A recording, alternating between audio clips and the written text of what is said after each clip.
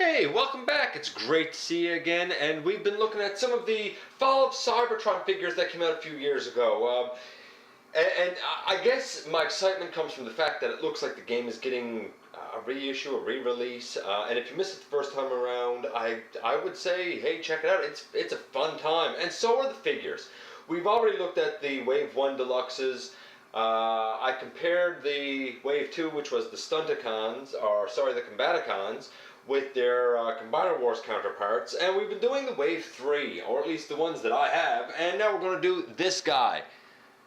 I know what you're going to say. Hey, that's not Starscream, and Starscream came out in, that Wave 3 of Fall of Cybertron toys. That's true, he did, but we're building to him, and all three Seekers looked the same. They were the same mold. Granted, this guy came out, a while later. He was part of the second wave, I think, of Thrilling 30. This is Transformers Generations Thundercracker, and we're starting with him. We're going to look at all three Seekers using this mold because I did some custom work on them all, and I want to kind of build up to Starscream because I'm really proud of how that guy turned out. So anyway, stick around. We're going to run through this guy really briefly and what I did with him. And we're going to look at the FOC Seekers, starting with Thundercracker in the next GotBot True Review.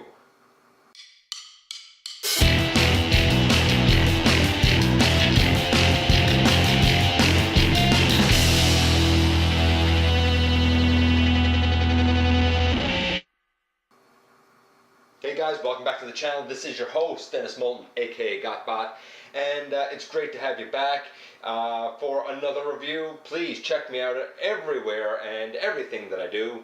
And this is Thundercracker, and what can I say? What can I say about this guy? He is one of three, naturally.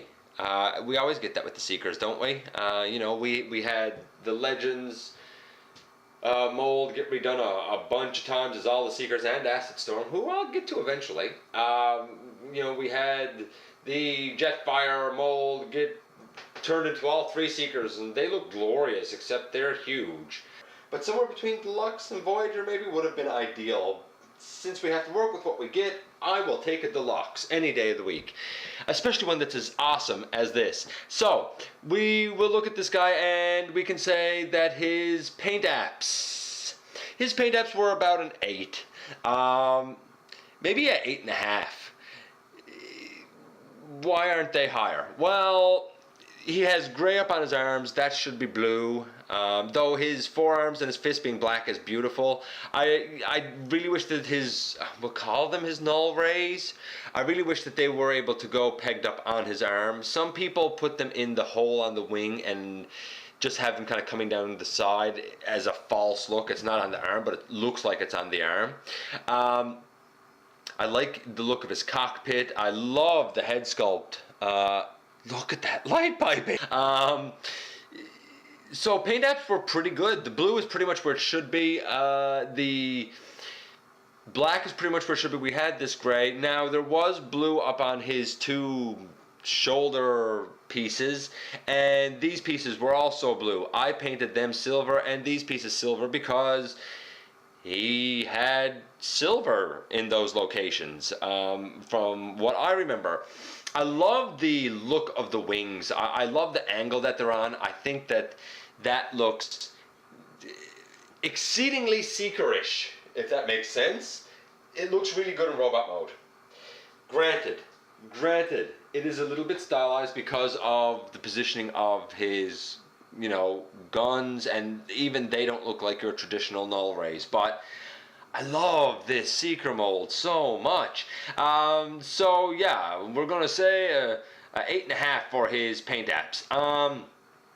Posability, playability, fun little plane. I think more than a fighter jet type of look. This set kind of goes for more of a Tetrajet sort of look. That's Cybertronian mode, and I'm kind of cool with it. How does this mold stack up with this mold? Well, there's Dirge. Here's Thundercracker. If I can get him to stand. You know, they scale well. Actually, I think they scale exceedingly well. I have all the cone heads looking like this mold, and this mold looks phenomenal. It has articulation limitations. That's where this guy shines. Articulation. His head can go all the way around. It can look up. It can not really look down a lot, a little bit. These pieces move out of the way. It's because of transformation, but still they move. The shoulders can technically go all the way around. Of course, the wings are going to kind of get in the way. The elbows are super deep bend. There's a bicep swivel. There is wrist articulation. No waist articulation because of transformation. You know, so a little bummer there. There's thigh swivel. Now it's way up on the hip joint, the hip ball joint, but do you really need more thigh swivel than that? The legs, you know, are 90 degrees for sure. There is tilt at the ankles and toe articulation. I mean, the articulation on this mold is head and shoulders above that Classics mold. Head and shoulders. Love it. I give posability, playability, and all the joints are great. The toes on this particular mold are a little bit loose. I think that's just my mold because my Skywarp and my Starscream, they are just wonderful. But posability, playability for this guy, a 10. A 10. He is fun. They are a fun mold. Let's go into transformation. Well, we take the guns off of his arms. That's the easiest way to start with the transformation. Flip in the toes. Again, easy. Now some people, I should point this out before I change him, some people have really complained that he is hollow through the body. And yeah, okay, he's hollow through the body, but I don't care. I really don't care because I'm not really usually looking through his body and I don't really notice it a whole lot. I tend to forget about that. Anyway, you unpeg the whole mass from the back. This is the way he comes in package. There's a peg up right here and it pegs into a hole back right here. You take all that out. Now, up by his shoulders you have a armature like this. You need to straighten that out. It should have been in robot mode, it should have been bent up like this, and when you go to jet mode you straighten it all the way out. The head, turn it around so that the back of his head is facing out toward the front of the robot, and put that down. Take those shoulder pieces and bring them up and straighten the whole thing up. And now he kind of stands up like this. Next, the arms. You bend them down, and you bend them down, and they're going to fill in this body cavity. This is part of the reason why I don't mind him having a hollow body, because it's where his arms hide when he's in his jet mode. Push them all the way up so that this piece here pushes out, you know, as flush as it's going to push out, which is actually pretty flush. You can straighten up the wings, and you can see that this is pretty much done. Now you need to bring back his legs. You take this whole black piece and his legs, and you flip it all the way back. And when you do so, there's a couple of posts, one here and a post here, and there's holes in the back of his legs here, and they go up over the posts. It's very, very intuitive. The transformation for this guy, really quite intuitive and easy. Goes up, and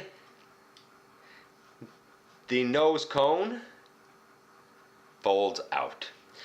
The weapons can either go on his leg or up under his wing. I tend to place them up under his wing. It's really your choice. Up under one wing and up under another wing. And in the end, this is Thundercracker in his jet mode. Okay, so the wings are swept out in the wrong direction. I think some people would have preferred them swept back. Obviously, it is Cybertronian and not, you know, your F whatever it is jet. I don't even know what kind of fighter jet it usually is. But you know what? I can buy this. I can buy this as a Cybertronian Tetra jet type of mode. I don't really have a problem with it. Now, there is an undocumented feature. And I guess I'll take the guns out just to show the undocumented feature. The guns can also, because you'll notice that there's a lot of like kind of open space in here, but the guns can clip together. He can hold them on the sides or down on the bottom. Okay, it's an alright feature. You can also take out this piece. Now, on mine, they're kind of, well, his wasn't so tight. I'm not even sure where that went. On my other two, that's really quite tight. But once you have that out, you'll notice that there are, well, there's a hole there. That's where we just took it out. There's also two more holes up right here. That's for these two posts right here to peg in. So if you wanted, you could also take his guns and put them in there, and he can have his guns on top. I think, personally, that looks ridiculous. And the guns do spin. Actually, with them put together, there are little teeth notches here, so when you spin one, they both spin, which, that's a cool feature. I think it's nice that you can store it on his back. I don't know if it was completely necessary. I'm fine with them under his wings, but his transformation is easy. His transformation is a 10. His posability, playability, a 10. His paint apps were an 8. This is a good Thundercracker. I got him, and I've never looked back. I've never felt like, I really want that Classics mold.